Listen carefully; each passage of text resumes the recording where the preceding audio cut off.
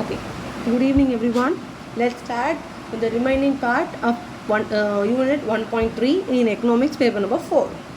Okay, இப்போ நம்ம என்ன பார்த்தோம் அப்படின்னா டிமாண்ட்னா என்ன, அதுக்கூட டெஃபினேஷன்ஸ் என்னென்ன கொடுத்துருக்காங்க, ஸோ அதோட மெத்தட்ஸ் என்ன, எலாஸ்டிசிட்டி ஆஃப் டிமாண்டில் என்ன பார்த்தோம், perfectly elastic, perfectly inelastic, relatively elastic, relatively inelastic, unitary elastic. So இதில் அடுத்து மெத்தட்ஸ் வேறு பார்த்தோம். ஸோ வாட் இஸ் இப்போ சம் அப்படி கேட்டாங்கன்னா மெத்தட்ஸில் நமக்கு சம் கேட்க வாய்ப்பு இருக்குது ஆர்க் மெத்தடில். ஸோ லாஸ்ட் கிளாஸை வந்து தெளிவாக கவனிச்சிருந்தீங்கன்னா your deciding chapter will be this mark deciding chapter. ஏன்னா நீங்கள் டிமாண்ட் தெரிஞ்சிச்சுன்னா supply is opposite to demand, so supply will be more easier than this. Okay, let's start. Relationship between AR, MR and price elasticity of demand. இப்போ elasticity அப்படின்னா changes, அப்படின்னா price elasticity of demand அப்படின்னா price and demand of the market is compared. So இப்போ AR அப்படின்னா average revenue. Average revenue அப்படின்னா எல்லா average revenue அப்படின்னா total revenue divided by the quantity. MR அப்படின்னா changes in production of one unit. உனக்கு மார்ஜினலாக என்ன சேஞ்ச் ஆகுது, உன்னோட ரெவென்யூவில் என்ன சேஞ்ச் ஆகுது. ஸோ இதில் தான் என்ன கொடுத்துருக்காங்க, so changes in TR divided by changes in quantity. So MR is equal to, இப்போ MR is equal to 0.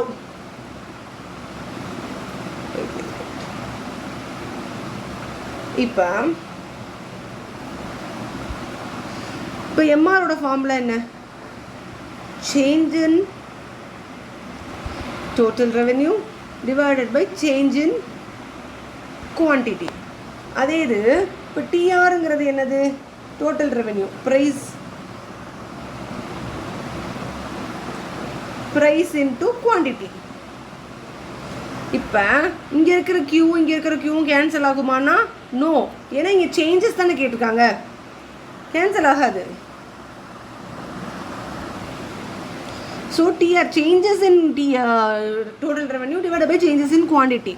So TR is total revenue is equal to P into Q. இப்போ என்ன சொல்ல வராங்க அப்படின்னா, உன்னோட எலாஸ்டிசிட்டி இப்போ வந்து யூனிட்டரி எலாஸ்டிக்கா is equal to 1. If E is equal to 1 then MR is 0. ஏன் E வந்து 1 இருக்கிறதுல MR is 0 இருக்குது. எலாஸ்டிசிட்டி அப்போ elasticity is equal to 1. Unitary எலாஸ்டிக்கில் நம்ம என்ன பார்த்தோம், proportionate change in price is equal to proportionate change in demand. So இதில் எந்த ஒரு சேஞ்சுமே இல்லை, ரெண்டுமே ஈக்குவலாக இருக்கிறதுல மார்ஜினல் ரெவென்யூ சேஞ்சஸ் ஆகுமா, marginal revenue is equal to 0. இதே இது E greater than 1, E greater than 1னா மார்ஜினல் ரெவென்யூ greater than 0. அதே இது E less than 1னா MR less than 0. Changes less than 0 தானே இருக்கும். ஸோ அதான் E இன்ஃபினிட்டியாக இருக்கிறதுலையோ இந்த மாதிரி டைமில் MR is equal to P. புரிஞ்சிச்சா? ஸோ இதில் நமக்கு என்ன தெரியணும், E இஸ் ஈக்குவல் டு 1 அப்படின்னா யூனிட்டரி எலாஸ்டிக் அப்போ MR எப்படி இருக்கணும், there is no changes, same ஏற்கனவே சேஞ்ச் ஆகிட்டு இருக்கு. ப்ரைஸும் டிமாண்டும் ஒரே இடத்துல நிற்கிறதுல மார்ஜினல் ரெவென்யூ எப்படி இருக்கும், மார்ஜினல் ரெவென்யூங்கிறதே நம்ம என்ன சொல்கிறோம், changes in the revenue of producing additional 1 unit. ஸோ அங்கே சேஞ்சஸே வந்து ஈக்குவலாக இருக்கிறதுல எப்படி மார்ஜினல் ரெவென்யூ இருக்கும், 0. இதே கிரேட்டர் தேன் 1னா கிரேட்டர் தேன் 0, லெஸ் தேன் 1னா லெஸ் தேன் 0.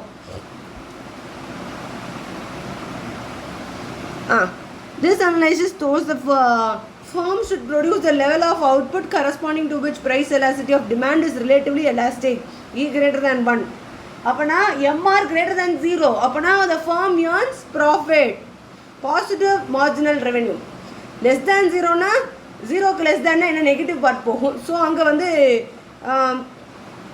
firm என்ன பண்ணுறாங்க, assumed to be marginal cost is assumed to be positive, so the firm should produce output where MR greater than 0. இப்போ MR greater than 0 அப்படின்னா நம்ம என்ன இருக்குது, positive marginal revenue இருக்குது. அப்போ அந்த லெவலில் நம்ம என்ன பண்ணோம், ஃபர்ம் வந்து அதிகமான அவுட்புட் ப்ரொடியூஸ் பண்ணி அதிகமான ப்ராஃபிட்டை ஏர்ன் பண்ணிக்கணும். ரெவென்யூ அப்படின்னா சேல்ஸ். ஸோ ஒரு ப்ராடக்டை சேல் பண்ணதில் உனக்கு அந்த சேஞ்சஸ் என்ன அப்படிங்கிறது தான். சரி, அடுத்து எலாஸ்டிசிட்டி ஆஃப் டிமாண்ட். ஒரு டிமாண்டோட சேஞ்ச் எதனால நமக்கு தெரியணும். அது வந்து யூனிட்டரியாக இருக்கா, இல்லை எலாஸ்டிக்கா, இன்எலாஸ்டிக்கா, அது perfectly elastic, perfectly inelastic, relatively elastic, relatively inelastic, இதெல்லாம் ஏன் நமக்கு தெரியணும். First, business decision. If the product has more elastic demand, the businessman fix less price. If the product has less elastic demand, he fixes the price more price.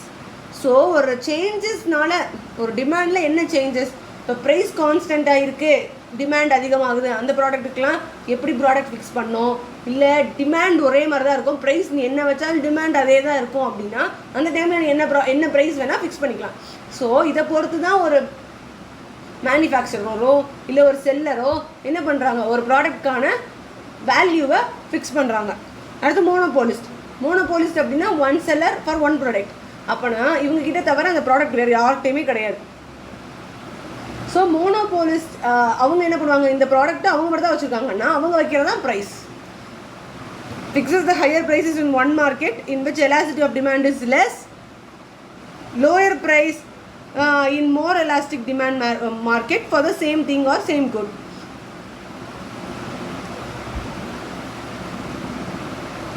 ஒரு மார்க்கெட்டில் என்ன நிலவரமோ அதுக்கேற்ற rate, இன்னொரு மார்க்கெட்டில் என்ன நிலவரமோ அதுக்கேற்ற ரேட்டு. ஏன்னா அவங்கக்கிட்ட மட்டும்தான் ப்ராடக்ட் இருக்குது. Determination of factor price. The concept of elasticity of demand also helps in determining the price of various factors of production. Factors having inelastic demand gets higher price and factors having elastic demand gets lower price. Inelastic demand na higher price, elastic demand na lower price. Okay. Route for international trade. நம்மளோட demand என்னவா இருக்குது, இப்போ நம்ம வந்து இம்போர்ட்டோ பண்ணுறோம், export பண்ணுற போகிறோம் அப்படின்னா இன்டர்நேஷ்னல் ட்ரேடுக்கு நம்ம ரெடி ஆகிறோம் அப்படின்னா நம்ம ப்ராடக்ட் அதுக்கேற்ற தரம் இருக்கா, குவாலிட்டி இருக்கா, குவான்டிட்டி இருக்கா, இதெல்லாம் நம்ம யோசிக்கணும். ஸோ இந்த demand for export for the countries inelastic, then the country will enjoy favorable terms of trade if exports are more elastic than imports. இம்போர்ட்ஸை விட எக்ஸ்போர்ட்ஸில் வந்து எலாஸ்டிக் அதிகமாக இருந்துச்சுன்னா then the country will lose in terms of trade. அடுத்து to the government.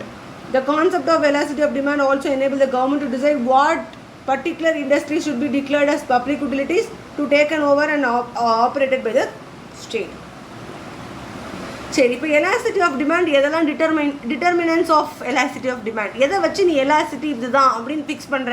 First nature of the goods, necessity குட்ஸா, luxury குட்ஸா, comfort குட்ஸா, இதெல்லாம் தான் ரொம்ப ரொம்ப இம்பார்ட்டண்ட். இதுலேருந்து கண்டிப்பாக எம்சிக்யூ வரும். டிட்டர்மினன்ஸ். இப்போ நேச்சர் ஆஃப் குட்ஸ் பாரு. In case of necessity the less elastic comparatively inelastic. இப்போ என்ன சொல்ல வராங்க, rice, salt, pulses, match box, இதெல்லாம் என்ன சொல்ல வராங்க, லெஸ் எலாஸ்டிக். இதே இது லக்ஸுரி குட்ஸ் பாரு இஸ் மோர் எலாஸ்டிக். டிவி எலாஸ்டிக்னா முதல் என்ன, price. Okay, we can go to the major part of yesterday's class.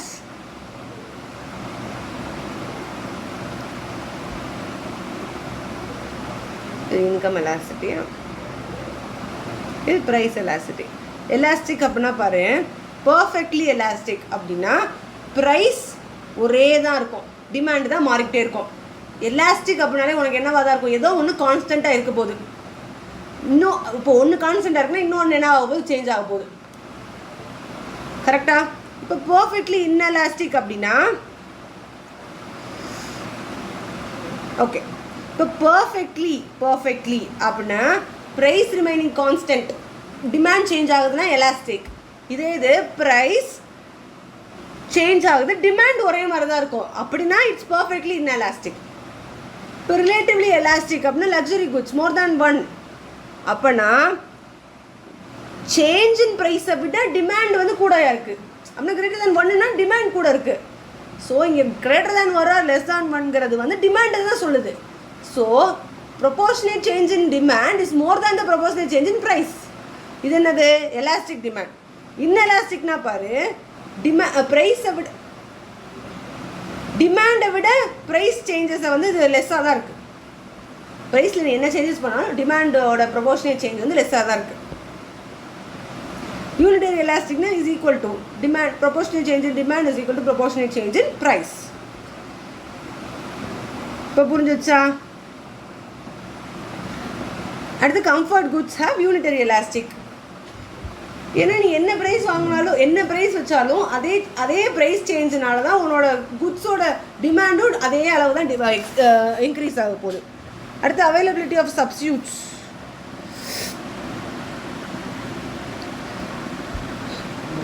If the commodity has more substitute, the elasticity of the commodity is more elastic. For example, Lux soap, Pure soap, Pond's. அதனால என்ன ஆகுது, நிறையா வந்து demand வந்து எக்ஸ்பிளிட் ஆக போகுது. Variety of uses. If the goods have several uses, the elasticity is இப்போ வந்து மில்க் அப்படின்னா it's more elastic. Milk, coal, electricity etcetera. ஒரு ப்ராடக்ட்டுக்கு செவரல் யூசஸ் இருந்துச்சுன்னா இட்ஸ் மோர் எலாஸ்டிக். அடுத்து possibility of postponement of consumption. இன்றைக்கி இல்லைனாலும் நான் நாளைக்கு கூட கன்சியூம் பண்ணிக்கலாம் அப்படிங்கிறது வந்து demand is elastic. Life saving medicines, the demand will be inelastic because we cannot postpone the purchase of the medicines. ஆனால் நான் வந்து இன்றைக்கி வந்து ஃப்ரைட் ரைஸ் சாப்பிடணுமோ இல்லை சவர்மா சாப்பிடணும்னு நினைக்கிறேனோ I can postpone the commodity. அப்படின்னா நான் இன்றைக்கி வாங்காமல் நாளைக்கு வாங்கி கூட சாப்பிட்டுக்கலாம். ஆனால் இன்றைக்கி எனக்கு உடம்பு சரியில்லைன்னா இன்றைக்கி தான் நான் மாத்திரை சாப்பிடணும், நாளைக்கு வாங்கிக்கலாம் அப்படின்னு நான் நினச்சேன்னா யோசிச்சு பாருங்கள். அடுத்து durable goods, elasticity of demand will be less, but in case of perishable goods the demand of elasticity of demand will be more. ஏன்னா அதுக்கு டியூரேஷனே கம்மி. அதனால அடுத்து theory of consumer behaviour. Okay, இப்போ கன்சம்ஷன் அப்படின்னா என்னென்னா நம்மளோட ஹியூமன் வாண்ட்ஸை சாட்டிஸ்ஃபை பண்ணுறது தான் consumption through the use of goods and services. கரெக்டாக? இப்போ கன்சியூம் பண்ணிட்டோம். ஓகே, டிட்டர்மினன்ஸ் என்ன? Present income, future income, wealth income. இதை வச்சு தான் நம்ம கன்சியூம் பண்ணுறோமா. பேசிக்கலி இன்கம் இருந்தால் தான் கன்சியூம் பண்ண முடியும், நமக்கு பிடிச்சதை வாங்க முடியும். இப்போ ஒரு ப்ராடக்ட்கான ருபீஸ் 5. இப்போ வந்து மேகி பேக்கெட் வந்து ₹12 நினைக்கிறேன். 12 மேகியை வந்து பேன் பண்ணிட்டாங்க சில இடத்துல. ஆனால் வந்து ஐடிசி நெஸ்லேயில் என்ன பண்ணுறாங்கன்னா இன்னும் ப்ரொடியூஸ் பண்ணிட்டு தான் இருக்காங்க. ஆனால் ப்ரொடக்ஷனை விட டிமாண்ட் வந்து கூட இருக்குது. இப்போ ₹12 வச்சு விற்றா நிறைய பேர் கேட்பாங்க. ஆனால் அவங்க அஃபோர்ட் பண்ண முடியாத அளவுக்கு இருந்தால் தான் அந்த டிமாண்டை நான் வந்து கண்ட்ரோல் பண்ண முடியும் சப்ளைக்கு ஏற்ற மாதிரி. கரெக்டாக? இப்போ நான் போய் ஒரு கடைக்காரவங்கிட்ட மேகி பேக்கெட் கொடுங்கன்னு கேட்குறேன். அவங்க என்கிட்ட இல்லவே இல்லைன்னு சொல்லிட்டாங்க. ஆனால் கடையில் ஒரு 3 பேக்கெட் இருக்குது. ஆனால் என்கிட்ட இல்லவே இல்லைன்னு சொல்லிட்டாங்க. என்னைய பார்த்தா அவங்களுக்கு வாங்குற மாதிரி இல்லை, அதனால் ஓகே என்கிட்ட இல்லை அப்படிங்கிறத சொல்லிட்டாங்க. அடுத்து என்னோடய ஃப்ரெண்டு ஒருத்தி போகிறா. அவள் போய் அதே மாதிரி மேகி பேக்கெட் கேட்குறா. ஆனால் அவட்ட வந்து என்ன சொன்னாங்கன்னா இருக்குது, ஆனால் வந்து இப்போ அந்த நிலவரத்தெல்லாம் சொல்லிவிட்டு இது வந்து ஆனால் அமௌண்ட்டு கூட அப்படின்னா ₹20க்கு நான் கொடுக்குறேன், இல்லை ₹25. அவங்க ராஜ்யம் தானே. இப்போ அவங்கக்கிட்ட இந்த ஏரியா ஆஃப் லோக்கல் மார்க்கெட்லேயே அவங்கக்கிட்ட தான் அந்த மேகி பேக்கெட் இருக்குது 25. இப்போ 8 + 5 ₹13. இப்போ என்னோடய ஃப்ரெண்டு வந்து இந்த ₹25க்கு பர்ச்சேஸ் பண்ணுறான்னா இந்த excess of amount ₹13 is consumer surplus. நான் கன்சியூம் ஆகியே ஆகணும், அது எவ்வளவோ இருந்தாலும் பரவாயில்ல, நான் கன்சியூம் ஆகியே ஆவேன். இந்த rupees excess of actual cost minus consumption price is consumer surplus.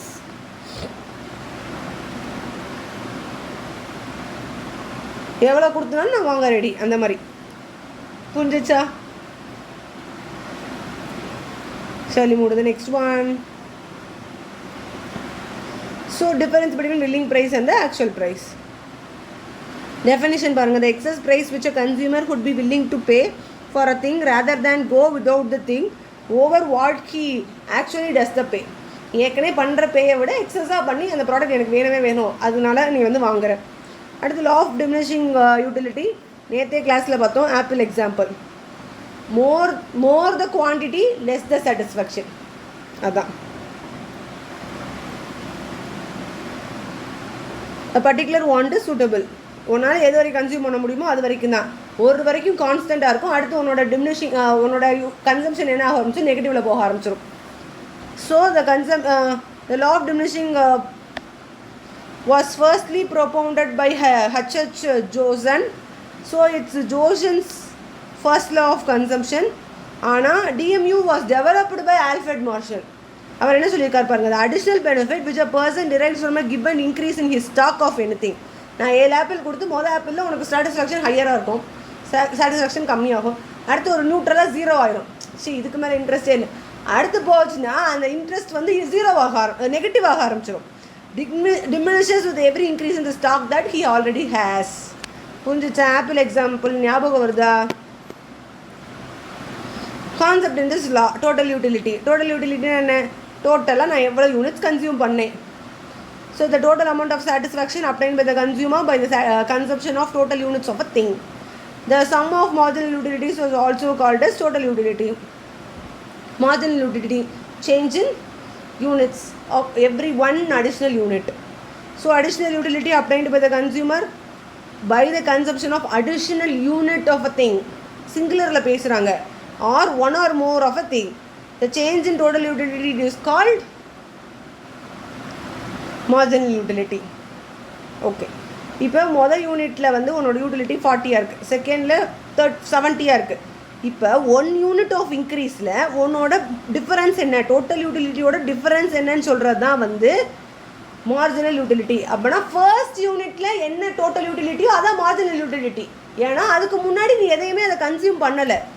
ஆனால் இன்க்ரீஸ் இன் 1 யூனிட், இப்போ 2வதுலேருந்து 3வதுக்கு ஒரு யூனிட்டை இன்க்ரீஸ் பண்ணதில் உன்னோட சாட்டிஸ்ஃபேக்ஷன் என்னவாகுது, உன்னோட டோட்டல் யூனிட்டில் சேஞ்ச் ஆகுது. எவ்வளோ சேஞ்ச் ஆகுது? 20. 90 - 70. பிடிச்சிச்சா? Each and every additional unit of thing உனக்கு என்ன ஆகுது, டோட்டல் யூட்டிலிட்டி இன்க்ரீஸோ டிக்ரீஸோ ஆகுதுன்னா மார்ஜினலில் மைனஸ் ஆர் ப்ளஸில் நீ எழுதுவேன்.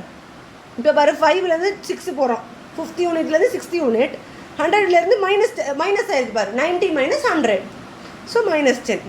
ஸோ மார்ஜினல் யூட்டிலிட்டியை பொறுத்தவரை உன்னோட சாட்டிஸ்ஃபேக்ஷன் ஃபஸ்ட்டு எப்படி இருக்குது, 40 இருக்குது, 30, 20, 10. அடுத்து 0 கான்ஸ்டண்ட்டாக நீ வந்து உன்னோட இதுதான் வந்து டயக்ராம்னா நீ வந்து யூஸ் பண்ணிக்கிட்டே வர. உன்னோடது 0 வரைக்கும் நியூட்ரலாக எனக்கு பிடிக்கவே இல்லைடா, இந்த எனக்கு வேணவே வேணாம்டா, you are trying to give up. அந்த டைமில் கூட உன்னை இன்னொன்று சாப்பிட சொல்கிறாங்கன்னா உன்னோட லைஃபோட மோட்டிவ் என்ன ஆக ஆரம்பிச்சிடும், நெகட்டிவில் போக ஆரம்பிச்சிடும். அதை தான் அவங்க சொல்கிறாங்க. புரிஞ்சிச்சா? அதான் diagram. Law of marginal utility வந்து எப்பயுமே வந்து கோஸ் ஆன் டிமினிஷிங். இது டோட்டல் யூட்டிலிட்டி பாரு, ஒரு நேரம் இப்படி வரும், இன்க்ரீஸ்லாம் ஆகும். இந்த பாயிண்டில் தான் உனக்கு 0 ஆயிரும். அடுத்து டோட்டல் யூட்டிலிட்டி கம்மியாக ஆரம்பிச்சிடும், மார்ஜினல் யூட்டிலிட்டி நெகட்டிவ்லேயே போயிடும். அதான் மெயின் பாயிண்ட்ஸில் கொடுத்துருக்காங்க. புரிஞ்சிச்சா? when total utility increases, ஆனால் இது டிமினிஷ் ஆகுது. Total utility curve moves upward from the left to right and it slows downward from left to right. இது லெஃப்ட்லேருந்து ரைட்டில் அப்வர்டாக போகுது, இது லெஃப்ட்லேருந்து ரைட்டில் டவுன்வர்டாக போகுது. Only the reason the law of diminishing marginal utility operates. Initially it happens only that the marginal utility might be rising along the total utility curve for a particular commodity. When the total utility reach the maximum reach ஆயிடுச்சா, அந்த இடத்துல marginal utility என்னவா இருக்கும், 0. when total utility attains maximum, marginal utility is 0. At the point TU reaches the peak stage, interacts the x-axis. When total utility diminishes, total utility என்ன ஆகுது, diminish ஆகுது. இது வர வேற கலர். diminish ஆகத்துல உன்னோட x curve எங்கே போயிட்டு இருக்கு, மார்ஜினல் யூட்டிலிட்டி நெகட்டிவ்ல போய்கிட்டு இருக்கு. so becomes negative. புரிஞ்சுச்சா? இதுதான் நான் ஏற்கனவே ஆப்பிள் வச்சு சொன்ன எக்ஸாம்பிள் தான். உனக்கு அந்த எக்ஸாம்பிள் வந்து நீ கரெக்டாக கவனிச்சிருந்தீங்கன்னா this law will be more easier than anything. இந்த லாவும் கொஸ்டினுக்கு very very important. So marginal இந்த மாதிரி கேட்பாங்க, டோட்டல் யூட்டிலிட்டி உனக்கு கொடுத்து மார்ஜினல் யூட்டிலிட்டி கண்டுபிடிக்க சொல்லுவாங்க.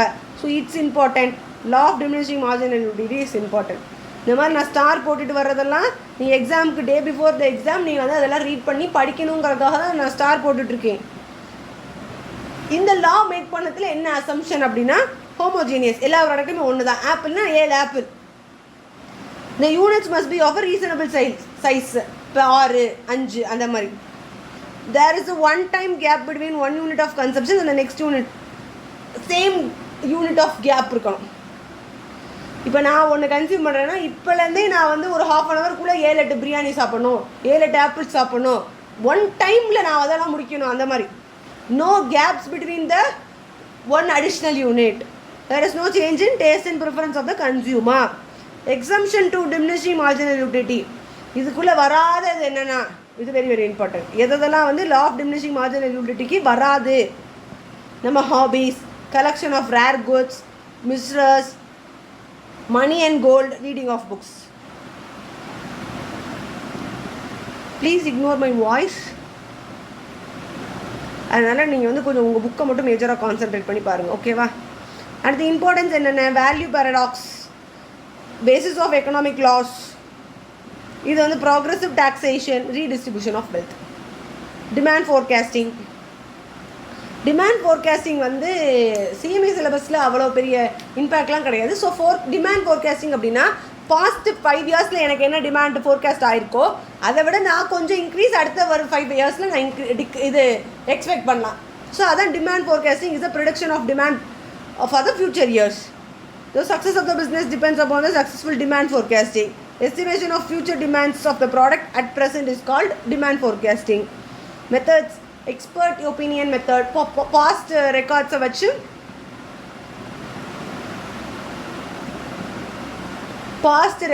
வச்சு அடுத்த ஃப்யூச்சரில் எப்படி இருக்குங்கிறத ஒரு அதுக்கான நாலேஜ் இருக்கிறவங்க அதை வச்சு சொல்கிறது. அடுத்து சர்வே ஆஃப் பையர்ஸ் இன்டென்ஷன், டேரெக்டாக வந்து பப்ளிக்லேயே போய் சர்வே எடுக்கிறது, collection of opinion, collective opinion, அடுத்து கண்ட்ரோல்டு எக்ஸ்பெரிமெண்ட், ஸ்டாட்டிஸ்டிக்கல் மெத்தட்.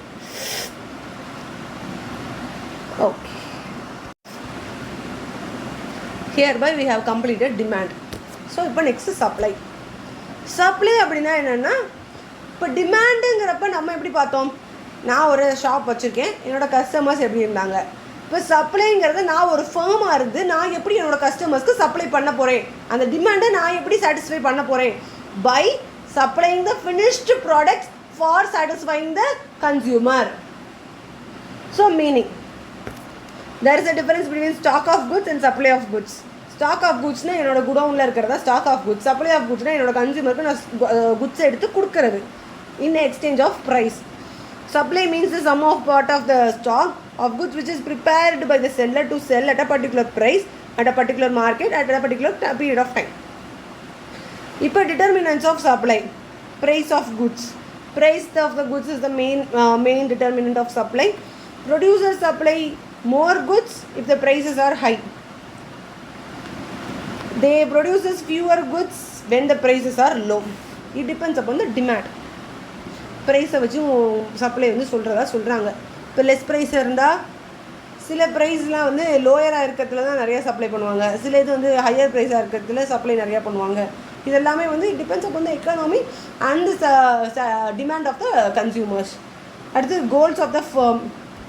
இப்போ டார்கெட் வச்சுருப்பாங்க, சேல்ஸ் மேக்ஸிமைசேஷன், ப்ராஃபிட் மேக்ஸிமைசேஷன், இந்த இயரில் ஒரு இம்ப்ரூவ்மெண்ட் 10% இருக்கணும் கம்பேர் டு ப்ரீவியஸ் இயர். இதெல்லாமே வந்து goals of the organisation. If the objective is to maximize profit, then the higher the profit from the sale of commodity, the higher will be the quantity supplied by the firm and vice versa. அடுத்து input prices, raw materials of the goods வந்து எப்படி இருக்கோ அதை பொறுத்து தான் நம்மளோட அவுட்புட்டோட ப்ரைஸுமே நம்ம இது பண்ணுவோம். இன்புட் ப்ரைஸை விட எக்ஸ்ட்ராவாக ஒரு 5 to 10 rupees, சம்டைம்ஸ் 500 rupees கூட வச்சு ப்ராஃபிட் வச்சு அந்த ப்ராடக்டை சேல் பண்ணுவாங்க. It depends upon the seller of the goods. At the higher input, the price rises and the supply reduced. ஏன்னா ரா மெட்டீரியல்ஸ் வாங்குறதுக்கே நம்மகிட்ட ஃபண்ட் இருக்காது, அப்படின்னா நம்ம சப்ளை என்ன பண்ணுவோம், டிக்ரீஸ் பண்ணிடுவோம். Technology. New technology generally helps to save inputs and reduces cost and time to produce the output. And improved technology enhances the supply of goods. இப்போ ஒரு குட்ஸ் வந்து என்னோட ஒரு மிஷினரியில் அது ஃபஸ்ட்டு ரா மெட்டீரியல்ஸ்லேருந்து ஃபினிஷ்டு குட்ஸ் ஆக்கிறதுக்கு it takes to 3 to 4 hours. இப்போ அதுக்கே ஒரு டெக்னாலஜியான மிஷின் நான் வச்சு 1 to 2 hours நான் பண்ணுறேன்னா காஸ்ட் கம்மி, டைம் கம்மி, அந்த ப்ராடக்ட் எனக்கு வேகமாக கிடச்சிருது. I can dispatch to the consumer. அடுத்து government policy, taxes, subsidies, about changes in supply. இப்போ நான் குட்ஸ் சப்ளை பண்ணுறேன் அப்படின்னா நான் seller of the goods. I must be a holder of goods and service tax, GST, taxes, income tax. என்னோட என்னோட turn over வந்து 2.5 lakhsக்கு மேலே இருந்தால் இந்த one financial year I have to pay tax to the government. இது எல்லாமே வந்து government policies.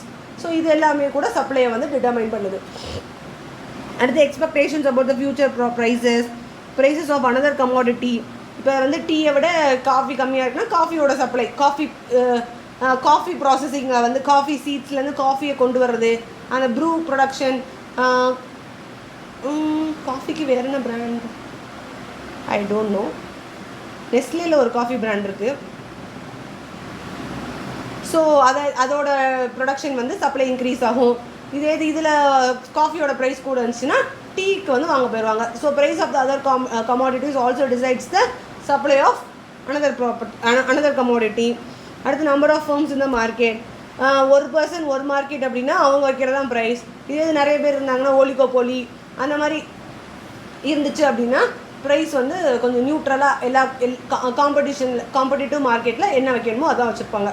இப்போ என்னோட காம்படிஷனில் இருக்கிறவங்க 10ன்னு வச்சுருக்காங்கன்னா நான் 10 தான் வைக்க முடியும். அதோட கம்மியாக வேணால் வைக்கலாமே தவிர அதை வச்சு கூட வச்சுட்டா அவங்க அந்த இடத்துக்கு போயிடுவாங்க. ஸோ நம்பர் ஆஃப் ஃபர்ம்ஸ் இந்த market also decides the supply of goods. அடுத்து நேச்சுரல் ஃபேக்டர்ஸ். இப்போ சப்ளை ஆஃப் குட்ஸ் டிபெண்ட்ஸ் அப்போ வந்து ஃபேவரபிள். டிமாண்டும் அதே மாதிரி தான். இப்போ மழை ரொம்ப பெய்யுதுன்னா அம்பர்லா, ஐஸ்கிரீம் வந்து கம்மியாக சேல் ஆகும். இப்போ அதே மாதிரி தான் சப்ளையும். இப்போ அம்பர்லாவோட சப்ளை அதிகமாக இருக்குமா, ஐஸ்கிரீம் சப்ளை அதிகமாக இருக்குமா? அம்பர்லாவோட சப்ளை தான் அதிகமாக இருக்கும் due to this rainy season. அடுத்து லா ஆஃப் சப்ளை. இப்போ லா ஆஃப் சப்ளையுமே அதே மாதிரி தான். All other factors remains constant. Price and supply மட்டும் தான் பேசியிருப்பாங்க. எப்படி டிமாண்டில் ப்ரைஸ் அண்ட் டிமாண்ட் மட்டும் பற்றி பேசுன மாதிரி சப்ளைக்கும் அதே மாதிரி ப்ரைஸ் அண்ட் சப்ளை.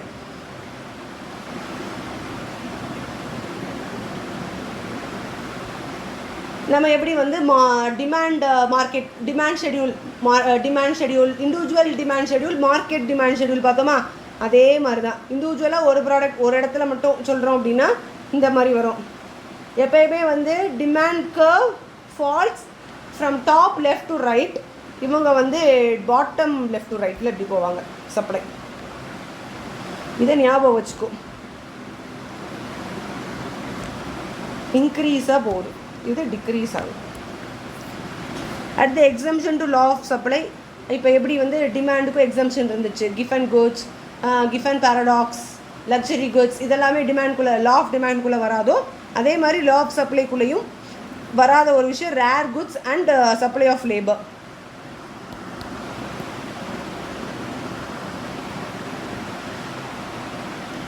இந்த ரெண்டு விஷயத்த சொல்லியிருக்காங்க. சரி, முடிஞ்ச next one change in supply. இப்போ அதே மாதிரி தான் சேஞ்சஸ் இன் சப்ளை. இப்போ ப்ரைஸ் அண்ட் சப்ளைன்னு பார்த்தோம்னா எக்ஸ்டென்ஷன் அண்ட் கான்ட்ரடக்ஷன். இதே இது supply with another some other factors அப்படின்னா it's increase or degrees.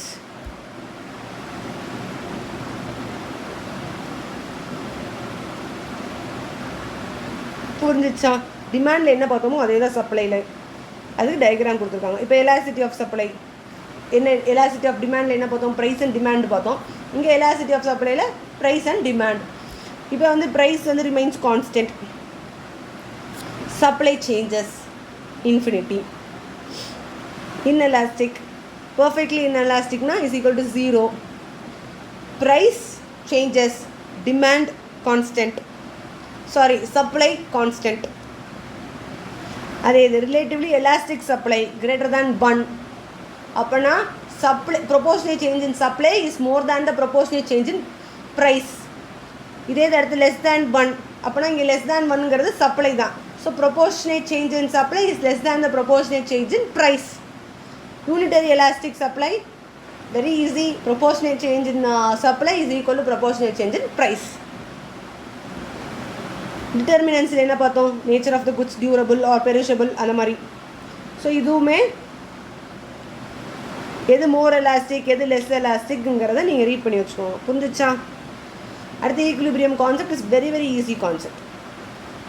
Where price equilibrium அப்படின்னா என்னென்னா வேர் டிமாண்ட் மீட்ஸ் சப்ளை.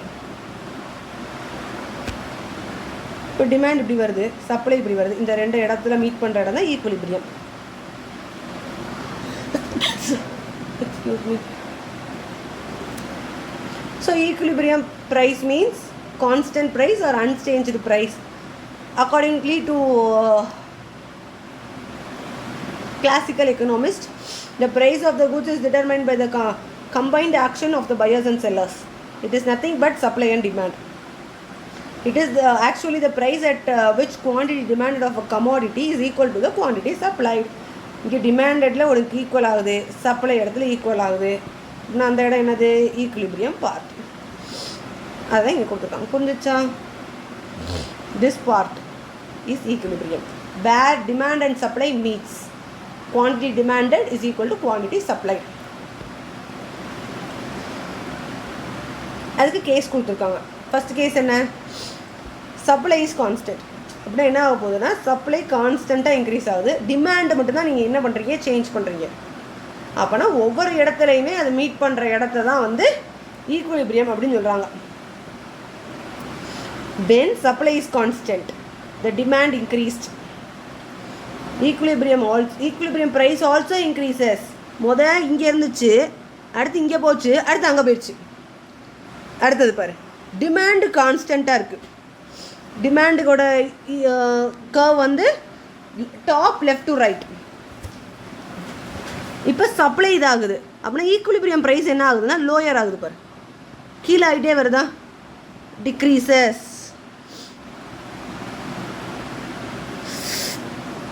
அடுத்தது பாரு, போத் சப்ளை அண்ட் சேஞ்சஸ் இது சேம் ப்ரொபோர்ஷன். ரெண்டுமே சேம் ப்ரொபோர்ஷனில் தான் இன்க்ரீஸ் ஆகுது. அப்போனா சேம் பிளேஸில் தான் ஈக்குலிபிரியம் இருக்கும். There will be no changes in equilibrium price. புரிஞ்சிச்சா? அடுத்து கொஞ்சமாக இன்க்ரீஸ் ஆகி கொஞ்சமாக இன்க்ரீஸ் ஆச்சுன்னா it's leads to the price என்னவா இருக்குது. அதே மாதிரி இது வந்து சப்ளையை விட சப்ளை தான் கிரேட்டராக இருக்குது எதை விட, டிமாண்டை விட. அப்படின்னா it leads to decrease the price. அடுத்து when demand is increased, supply is decreased, the new equilibrium price will increased. In the same way the supply is increased, demand decreased. அப்போனா டிமாண்டை பொறுத்து டிமாண்ட் என்ன ஆகுதோ அதைப்படி தான் ஈக்குலிபிரியம் ப்ரைஸும் உனக்கு affect ஆகுது. இப்போ டிமாண்டு கூட இருந்துச்சு, சப்ளை கம்மியாக இருக்குன்னா உன்னோட ஈக்குலிபிரியம் ப்ரைஸ் இன்க்ரீஸ் தான் ஆகும். இதே இது சப்ளை இன்க்ரீஸ் ஆகி டிமாண்ட் டிக்ரீஸ் ஆச்சுன்னா equilibrium price also decreases. Hereby we have completed unit 1.3. Tomorrow we are going to start freshly with 1.4, which is theory of production. Theory of production அப்படின்னா உனக்கு first என்ன ஞாபகம்னா factor of production. Factor of production அப்படின்னா land, labour, capital, organisation. இப்போ land அப்படின்னா என்ன ஃபேக்டருக்கு என்ன பே பண்ணுவோம்? லேண்டுக்கு ரெண்ட் பே பண்ணுவோம், லேபருக்கு வேஜஸ் பே பண்ணுவோம், கேபிட்டல் அப்படின்னா இன்ட்ரெஸ்ட் பே பண்ணுவோம், ஆர்கனைசேஷன் அப்படின்னா ப்ராஃபிட். ஸோ ஒரு ப்ரொடக்ஷன் அப்படின்னா these are things you should keep in your mind. அப்போனா நீ வந்து 1.1, 1.2, 1.3 you must have a clear understanding. அப்போனா தான் இனிமேல் வர லாஸ்லாம் உனக்கு ஈஸியாக இருக்கும். Economics will be more scoring subject when you understand the concept of economics. Thank you everyone. Keep learning, keep the spirit. Only 24 days to go. Thank you.